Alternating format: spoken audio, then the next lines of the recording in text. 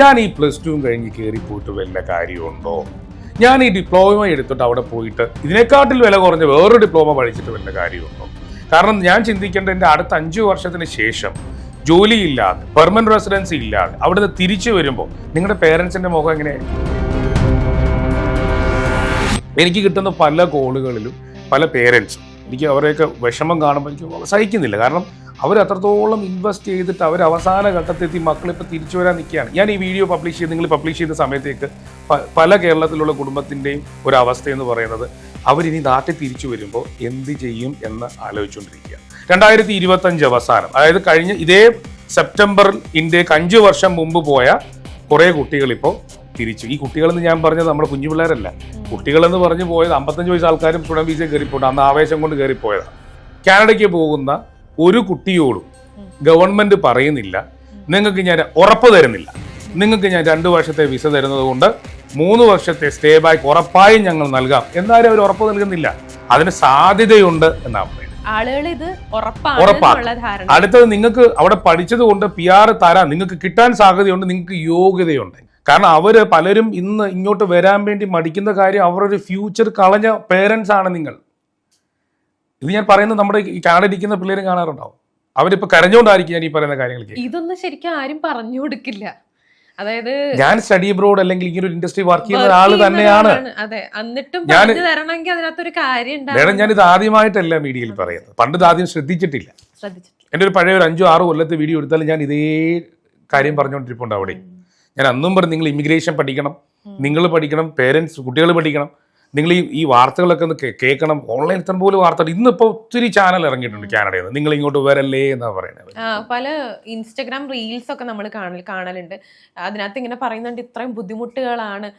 ഇത് കാനഡയെ പറ്റി മാത്രമല്ല, ലോകത്ത് എല്ലായിടത്തും ഒരു ഇമിഗ്രന്റ് ആയിട്ട് പോകാൻ നിങ്ങൾ തയ്യാറെടുക്കുകയാണെങ്കിൽ ഇപ്പൊ നിങ്ങൾക്ക് അതിനൊക്കെ ഒരു സിറ്റുവേഷൻ ഉണ്ട്, അല്ലെങ്കിൽ നിങ്ങൾക്ക് അതിനുള്ള സാഹചര്യമുണ്ട്. നിങ്ങൾക്ക് യൂട്യൂബ് ഉണ്ട്, അതിൽ ഒരു 100 പേര് പറയുമ്പോൾ അതിൽ 10 പേരെങ്കിലും ശരിയായ കാര്യമായിരിക്കും പറയുന്നത്. നിങ്ങൾ അതിനെപ്പറ്റി ഒന്ന് സെർച്ച് ചെയ്യുക. എന്നിട്ട് അവരുടെ തന്നെ ഗവൺമെന്റിന്റെ വെബ്സൈറ്റുകളിൽ എല്ലാ ഗവൺമെന്റിനും അവരുടെ ഇമിഗ്രേഷൻ നയങ്ങൾ വളരെ സ്പഷ്ടമായിട്ട് എഴുതി വെച്ചിട്ടുണ്ട്. അവർ ഉദാഹരണം പറഞ്ഞാൽ കാനഡയ്ക്ക് പോകുന്ന ഒരു കുട്ടിയോടും ഗവൺമെന്റ് പറയുന്നില്ല നിങ്ങൾക്ക് ഞാൻ ഉറപ്പ് തരുന്നില്ല, നിങ്ങൾക്ക് ഞാൻ 2 വർഷത്തെ വിസ തരുന്നത് കൊണ്ട് 3 വർഷത്തെ സ്റ്റേ ബാക്ക് ഉറപ്പായും ഞങ്ങൾ നൽകാം. എന്നാലും അവർ ഉറപ്പ് നൽകുന്നില്ല. അതിന് സാധ്യതയുണ്ട് എന്നാ പറയുന്നത്. ആളുകൾ ഇത് ഉറപ്പാണ്. അടുത്തത് നിങ്ങൾക്ക് അവിടെ പഠിച്ചത് കൊണ്ട് PR തരാൻ നിങ്ങൾക്ക് കിട്ടാൻ സാധ്യതയുണ്ട്, നിങ്ങൾക്ക് യോഗ്യതയുണ്ടെങ്കിൽ. ഇവരുടെ വിചാരം എന്താണെന്നറിയോ? ഇവര് ഇമിഗ്രേഷനെ പറ്റി ഒന്നും നോക്കാത്തത് കൊണ്ട് തന്നെ 2 വർഷം സ്റ്റുഡന്റ് വിസ അടിക്കുമ്പോൾ തന്നെ വിചാരിച്ച് അവരെങ്കിൽ സെറ്റിൽ ചെയ്തു എന്നുള്ളതാണ്. അല്ലെ എൻ്റെ മോള് കാനഡയിൽ പോയി. എനിക്ക് കിട്ടുന്ന പല കോളുകളിലും പല പേരൻസും എനിക്ക് അവരെയൊക്കെ വിഷമം കാണുമ്പോൾ എനിക്ക് സഹിക്കുന്നില്ല. കാരണം അവർ അത്രത്തോളം ഇൻവെസ്റ്റ് ചെയ്തിട്ട് അവർ അവസാന ഘട്ടത്തെത്തി മക്കളിപ്പോൾ തിരിച്ചു വരാൻ നിൽക്കുകയാണ്. ഞാൻ ഈ വീഡിയോ നിങ്ങൾ പബ്ലിഷ് ചെയ്ത സമയത്തേക്ക് പല കേരളത്തിലുള്ള കുടുംബത്തിൻ്റെയും ഒരു അവസ്ഥ എന്ന് പറയുന്നത് അവരിനി നാട്ടിൽ തിരിച്ചു വരുമ്പോൾ എന്ത് ചെയ്യും എന്ന് ആലോചിച്ചുകൊണ്ടിരിക്കുകയാണ്. 2025 അവസാനം, അതായത് കഴിഞ്ഞ ഇതേ സെപ്റ്റംബറിൽ ഇന്ത്യക്ക് 5 വർഷം മുമ്പ് പോയ കുറേ കുട്ടികൾ ഇപ്പോൾ തിരിച്ചു. ഈ കുട്ടികളെന്ന് ഞാൻ പറഞ്ഞത് നമ്മുടെ കുഞ്ഞു പിള്ളേരല്ല. കുട്ടികളെന്ന് പറഞ്ഞു പോയത് 55 വയസ്സ് ആൾക്കാരും സ്റ്റുഡന്റ് വിസ കയറിപ്പോയിട്ട് അന്ന് ആവേശം കൊണ്ട് കയറിപ്പോയതാണ്. അവർക്ക് വിസ കൊടുത്തിട്ടുണ്ട് ഗവൺമെന്റ്. അവർ ഇപ്പം എന്ത് ചെയ്യുക, തിരിച്ചു വരാൻ വേണ്ടിയുള്ള തയ്യാറെടുപ്പിലാണ്. അവർ ഈ പറയുന്ന ഈക്വലൻ ടു ഈ സെപ്റ്റംബറിൽ കഴിഞ്ഞ 5 വർഷം മുമ്പ് പോയ ആളുകൾ എന്ത് ചെയ്യും, അവരെ 2 ഇയർ സ്റ്റഡിയും 3 ഇയർ സ്റ്റേ ബാക്കും കഴിയുമ്പോൾ ഈക്വൽ 5 വർഷം ആകുമ്പോൾ അല്ലെങ്കിൽ അടുത്ത ജനുവരി 2026 തിരിച്ചു വരാനുള്ള തയ്യാറെടുപ്പിലാണ്. ഇനി കുറച്ച് അധികം യൂട്യൂബ് ചാനൽസ് ഇനി കേരളത്തിൽ വരാൻ പോകുന്നത് കാനഡയിൽ നിന്ന് തിരിച്ചു വന്നിട്ട് ആ രാജ്യത്തെ കുറ്റം പറയുന്ന കുറച്ച് ആളുകൾക്ക് വേണ്ടിയത്. നിങ്ങൾ കണ്ടു തുടങ്ങിയിട്ടുണ്ട്, പതിവ് വന്നിട്ടുണ്ട്. ഞങ്ങൾ കഴിഞ്ഞ 5 വർഷം കാനഡയിലായിരുന്നു, ആ രാജ്യത്ത് കൊള്ളില്ല എന്ന് പറഞ്ഞ് ഇവർ ആവേശം കൊണ്ട് കയറി പോയതാണ്. ഒരിക്കലും ഗവൺമെന്റ് പറഞ്ഞില്ല നിങ്ങളെ ഞങ്ങൾ അവിടെ സെറ്റിലാക്കാം, നിങ്ങൾ ആഗ്രഹിക്കുന്ന ജോലി തരാം, ജീവിതം തരാം ഒന്നും പറഞ്ഞിട്ടില്ല. ഇവര് പോയത് ഇവർക്ക് മുമ്പേ പോയ കുറെ ആളുകളുടെ പാസ് ഫേ മാത്രമേ നോക്കിയുള്ളൂ. അവർ ഗവൺമെന്റ് നടത്തിയിട്ടുള്ള ഇമിഗ്രേഷൻ അപ്ഡേറ്റുകളോ ഇമിഗ്രേഷൻ നയമാറ്റം, അവർക്കൊരു ഇമിഗ്രേഷൻ മിനിസ്ട്രി ഉണ്ടെന്ന് പോലും ഈ കുട്ടികൾക്ക് അറിയില്ലായിരുന്നു. ഗവൺമെന്റ് ഓഫ് കാനഡയ്ക്കും ഓസ്ട്രേലിയക്കും ഒക്കെ അത് ഇമിഗ്രൻസാൽ ഈ പറയുന്ന ഡെവലപ്പ് ആയ രാജ്യങ്ങളാണ് ഇവരെല്ലാം. ഇപ്പൊ കാനഡ ആണെങ്കിൽ ഓസ്ട്രേലിയ ആണെങ്കിൽ അവർക്കൊരു ഇമിഗ്രേഷൻ മിനിസ്ട്രി ഉണ്ട്. നമുക്കൊരു ഇമിഗ്രേഷൻ മിനിസ്ട്രി ഇല്ല. കാര്യം നമ്മൾ ആരും ഇങ്ങോട്ട് കൊണ്ടുവരുന്ന ഇല്ല. UAE ഇമിഗ്രേഷൻ മിനിസ്ട്രി ഉണ്ട്. കാരണം ഇമിഗ്രൻസ് ഉള്ള രാജ്യങ്ങൾക്ക് മാത്രമേ ഉള്ളൂ. അപ്പോൾ ഇമിഗ്രൻസിന്റെ നയങ്ങൾ അവരെങ്ങനെ കൊണ്ടുവരണം, എത്ര പേരെ കൊണ്ടുവരണം, എങ്ങനെ അത് കട്ട് ഔട്ട് ചെയ്യണം, എങ്ങനെ കൂട്ടണം ഒക്കെ വിചാരിക്കുന്നത് ഈ പറയുന്ന ഇമിഗ്രേഷൻ മിനിസ്റ്ററാണ് അല്ലെങ്കിൽ ആ മിനിസ്ട്രിയാണ്. പിന്നീട് അവിടെ ചെന്ന് കഴിഞ്ഞപ്പോൾ ഇങ്ങനെയൊക്കെ ഉണ്ടോ, അവിടെ ഒരു ഇമിഗ്രേഷൻ നയങ്ങളുണ്ടോ, അവിടെ IRCC എന്ന് പറയുന്ന ഒരു വലിയ കൗൺസിലുണ്ട്, അവരാണ് ഇതിനെയൊക്കെ കൺട്രോൾ ചെയ്യുന്ന ബോഡി. അവിടെ CICC എന്ന് പറയുന്ന ഒരു കൗൺസിലുണ്ട്, കോളേജ് ഓഫ് ഇമിഗ്രേഷൻ കൺസൾട്ടന്റ് ആണ്. അവരാണ് ഇവരെയൊക്കെ റെപ്രസെന്റേറ്റ് ചെയ്ത് ഗവൺമെന്റ് ഓഫ് കാനഡയും അല്ലെങ്കിൽ ഈ കുട്ടികളെയും തമ്മിൽ റെപ്രസെന്റേറ്റ് ചെയ്ത് ഇതിന് ഗവൺമെന്റ് ഇമിഗ്രേഷൻ നയങ്ങളുമായി ഇവരെ ലീഗലി സബ്മിറ്റ് ചെയ്യിക്കേണ്ടത് ഈ കൺസൾട്ടന്റുകൾ വഴിയാണ്. ഇതൊക്കെ ഇവർ അറിയുന്നത് അവിടെ എത്തിയ ശേഷം മാത്രമാണ്. അപ്പോൾ ഈ നയങ്ങളിലുള്ള ഏറ്റവും പ്രധാനപ്പെട്ട നയം എന്ന് പറയുന്നത് നിങ്ങൾക്ക് എങ്ങനെ PR കിട്ടുമെന്ന് ചോദിച്ചാൽ പലർക്കും ഈ കുട്ടികൾക്ക് അറിഞ്ഞുകൂടാ. ഇവർ വിചാരിച്ചിരുന്നത് എങ്ങനെയാണോ 2 ഇയർ വിസ സ്റ്റുഡന്റ് വിസ കിട്ടിയത് അതേപോലെ എന്ത് ചെയ്യുക, അപ്ലൈ ചെയ്യുമ്പോൾ വിസ കിട്ടും. എങ്ങനെയാണോ 3 ഇയർ സ്റ്റേ ബാക്ക് കിട്ടിയത് അപ്പോഴും എന്ത് കിട്ടും, അതേപോലെ നമുക്ക് എന്ത് ചെയ്യും, PR കിട്ടും. PR എന്ന് പറയുന്നത് ഏതൊരു രാജ്യം PR കൊടുക്കുകയാണെങ്കിൽ ആ രാജ്യം ഒരു വ്യക്തിക്ക് കൊടുക്കുന്ന ആ വ്യക്തിയുടെ സ്കിൽഡിന്റെ അടിസ്ഥാനത്തിൽ തന്നെയാണ്. ഒരു സ്കിൽഡിന്റെ അടിസ്ഥാനത്തിൽ കൊടുക്കുന്ന ഒരു അവാർഡാണ് PR. അത് അവരങ്ങും എഴുതി വെച്ചിട്ടില്ല ഞങ്ങൾ എല്ലാവർക്കും വരുന്നവർക്കെല്ലാം PR കൊടുക്കുമെന്ന്. അവർക്കൊരു PR നയമുണ്ട്. ഒരു വർഷം ഇത്ര പേർക്കായിരിക്കും അവർ PR കൊടുക്കുക. അതിലൊരു സിസ്റ്റം ഉണ്ട്. ഉദാഹരണം പറഞ്ഞാൽ കാനഡ എന്ന് പറയുന്ന കൺട്രിക്ക് 2015 ആ കാലഘട്ടത്തിൽ അവരൊരു സിസ്റ്റം ഡെവലപ്പ് ചെയ്തിരുന്നു. അതിന്റെ പേരാണ് express entry Canadian immigration program. ഈ പ്രോഗ്രാമിലൂടെയാണ് കേരളത്തിൽ നിന്ന് അപ്ലൈ ചെയ്യുന്നവർക്കാണെങ്കിലും ദുബായിൽ നിന്ന് അപ്ലൈ ചെയ്യുന്നവരാണെങ്കിലും UK നിന്ന് അപ്ലൈ ചെയ്തവരാണെങ്കിലും അമേരിക്കയിൽ നിന്ന് അപ്ലൈ ചെയ്തവരും കാനഡയിൽ നിന്ന് അപ്ലൈ ചെയ്തവരും ഒക്കെ ഗവൺമെന്റ് ഓഫ് ഫെഡറൽ ഗവൺമെന്റിന്റെ PR അപ്ലൈ ചെയ്യുന്നവരെല്ലാം ഈ ഒരു പ്ലാറ്റ്ഫോമിലൂടെയാണ് അപ്ലൈ ചെയ്യുന്നത്. ഈ പ്ലാറ്റ്ഫോമിന് ഡിഫറെന്റ് ആയിട്ടുള്ള നയങ്ങളുണ്ട്. ഓക്കെ, ഇപ്പൊ ഇതൊക്കെ പിള്ളേർക്ക് എപ്പോഴാണ് കേൾക്കുന്നത് അറിയോ, ഈ PR എടുക്കാൻ അവസാന നിമിഷമൊക്കെ എത്തത്തില്ല. അപ്പോഴാണ് ഇതിനെപ്പറ്റി അയ്യോ ഇങ്ങനെ സാധനമുണ്ട് എക്സ്പ്രസ് എൻട്രി. ഞാൻ എന്തിനാ പോകുന്നത് എക്സ്പ്രസ് എൻട്രിയിൽ? ഞാൻ ഇവിടെ ഓൾറെഡി വന്നില്ല, എനിക്ക് സ്റ്റേ ബാക്ക് ആര് തരുന്നു? എക്സ്പ്രസ് എൻട്രി ഒക്കെ നാട്ടിലുള്ള നേഴ്സുമാരോ ഡോക്ടർമാരോ ഒക്കെ അപ്ലൈ ചെയ്യുന്നതല്ലേ, ഞാൻ എന്തിനാ എക്സ്പ്രസ് എൻട്രിക്ക് പോകുന്നത്? അപ്പോഴാണ് അവർ സെയിം ഇൻസ്റ്റിറ്റ്യൂഷനോ അല്ലെങ്കിൽ ആരോട് ബന്ധപ്പെടുമ്പോൾ പറയും നിങ്ങളും ആ വഴി തന്നെയാണ് പോകേണ്ടത്, നിങ്ങൾ അതേ പാത്വേ തന്നെയാണ്. ഇപ്പൊ എക്സ്പ്രസ് എൻട്രി ഇനി അടുത്തൊരു ഓപ്ഷൻ ഉണ്ട്, പ്രൊവിൻഷ്യൽ നോമിനേഷൻ. എക്സ്പ്രസ് എൻട്രി എന്ന് പറയുന്നത് ഫെഡറൽ ഗവൺമെന്റ് ആണ്, അതായത് ഒരു ഫെഡറൽ ഗവൺമെന്റ് സംവിധാനമാണ് കാനഡയ്ക്ക്. ഇനി പ്രൊവിൻഷ്യൽ ഗവൺമെന്റിനും ഈ പറയുന്ന ആളുകളെ PR-ഓടുകൂടി സ്വീകരിക്കും. അതിന് പ്രൊവിൻഷ്യൽ നോമിനേഷൻ PNP എന്ന് പറയും. ഇനിയും ഈ ചില ഏരിയകളുണ്ട്, ഈ പറയുന്ന റൂറൽ ഏരിയകളുണ്ട്.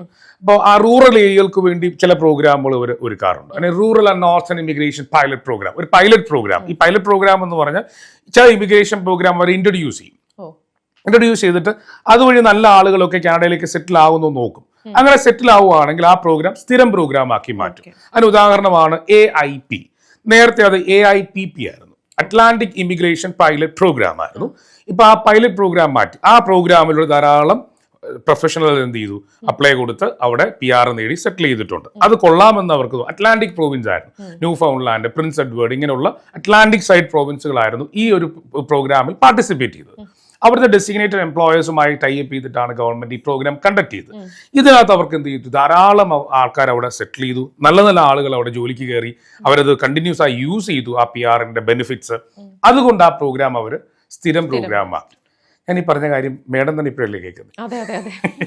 അപ്പം ഇത് എക്സ്പ്രസ് എൻട്രി കേട്ടിട്ടുണ്ട്, ഈ ഡിഫറെന്റ് പ്രോഗ്രാംസ്. ഇത് എപ്പോഴാണെന്നറിയും, ഇത് ഈ സ്റ്റുഡന്റ് വിസയിൽ ഞാൻ എപ്പോഴും പറയുന്നത്, സ്റ്റുഡന്റ് വിസ നിങ്ങൾ കാനഡയിലേക്ക് അപ്ലൈ ചെയ്യുന്നതിന് മുമ്പ് നിങ്ങൾ പഠിക്കേണ്ടത് എന്താണ് അവരുടെ ഇപ്പോഴത്തെ ഇമിഗ്രേഷൻ നയം. ഇപ്പം അവർക്ക് കാറ്റഗറി ബേസ്ഡ് ഇമിഗ്രേഷൻ ഉണ്ട്, എക്സ്പ്രസ് എൻട്രി ഉണ്ട്, പ്രൊവിൻഷ്യൽ നോമിനേഷൻ ഉണ്ട്, ഇനി ഹെൽത്ത് കെയറിന് മാത്രം ഉള്ള പ്രോഗ്രാം ഉണ്ട്, IT-ക്ക് മാത്രമുള്ള പ്രോഗ്രാം ഉണ്ട്, ടെക് റിലേറ്റഡ് ആയിട്ടുള്ള പ്രോഗ്രാം ഉണ്ട്. അതിൽ എൻ്റെ പ്രൈസ് എവിടെയാണ്? എൻ്റെ ഒരു പ്രൊഫൈൽ ആളുകൾക്ക് അവർക്ക് ഏറ്റവും കൂടുതൽ സെറ്റിൽമെന്റ് കൊടുത്ത് കണ്ടിട്ടുണ്ടോ? ഞാൻ ഈ +2 കഴിഞ്ഞ് കയറി പോയിട്ട് വല്ല കാര്യമുണ്ടോ? ഞാൻ ഈ ഡിപ്ലോമ എടുത്തിട്ട് അവിടെ പോയിട്ട് ഇതിനെക്കാട്ടിൽ വില കുറഞ്ഞ വേറൊരു ഡിപ്ലോമ പഠിച്ചിട്ട് വല്ല കാര്യമുണ്ടോ?